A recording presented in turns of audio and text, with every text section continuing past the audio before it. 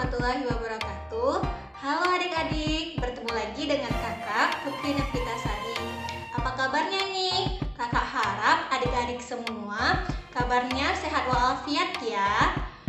Oke, dalam pembelajaran kali ini kita belajar tentang perpindahan kalor dalam kehidupan sehari-hari. Sebelum kita memulai pembelajaran, alangkah baiknya kita memulai dengan membaca basmalah. Bismillahirrahmanirrahim. Alhamdulillah. Baik adik-adik, kita masuk pembelajaran kali ini ya. Selamat menyaksikan. Panas atau kalor adalah energi yang dapat berpindah dari satu benda ke benda yang lain karena perbedaan suhu. Di panas akan berpindah dari suhu yang tinggi ke suhu yang lebih rendah. Benda yang mudah dan cepat menghantarkan panas disebut dengan konduktor. Konduktor ini pada umumnya adalah logam, misalnya besi, aluminium, dan tembaga. Sedangkan benda yang sulit untuk menghantarkan panas disebut dengan isolator, misalnya kayu, plastik, dan karet. Konduksi merupakan perpindahan panas tanpa disertai perpindahan zat perantara. Jadi, pada perpindahan panas secara konduksi, hanya energi panas saja yang berpindah, tanpa disertai perpindahan partikel zat perantara. Perpindahan panas secara konduksi terjadi pada zat padat. Perpindahan panas secara konduksi juga disebut perpindahan panas melalui hantaran. Contoh peristiwa perpindahan panas secara konduksi adalah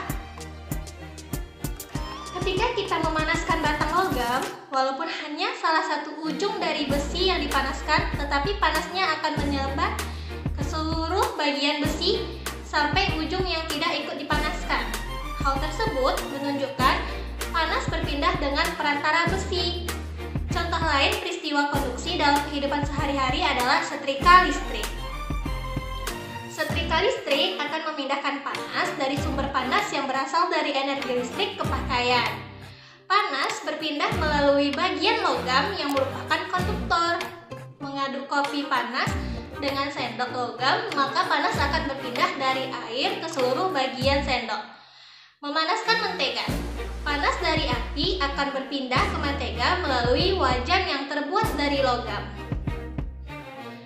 Konveksi adalah perpindahan panas disertai perpindahan zat perantara. Pada perpindahan panas secara konveksi tidak hanya energi panas yang berpindah, namun disertai dengan perpindahan partikel zat perantara. Perpindahan panas secara konveksi terjadi pada zat cair dan zat gas.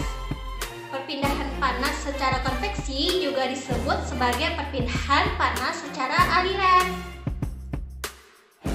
Perpindahan panas secara konveksi dapat kita lihat pada saat kita memasak air. Air yang panas terlebih dahulu adalah air yang berada pada bagian bawah. Kemudian air yang panas tersebut akan naik. Sedangkan air di atas yang masih dingin akan turun. Begitu seterusnya.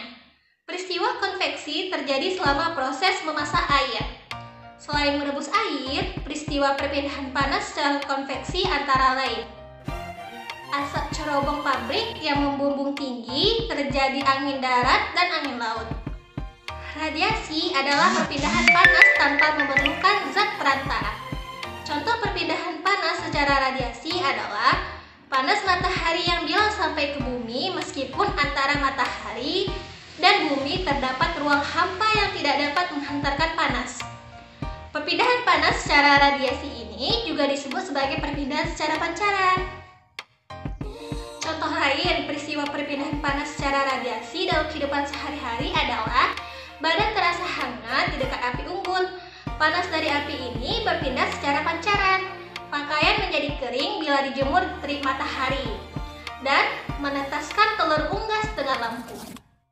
Baiklah adik-adik, itulah pembelajaran pada kali ini. Semoga ilmu yang kakak berikan bermanfaat ya untuk adik-adik.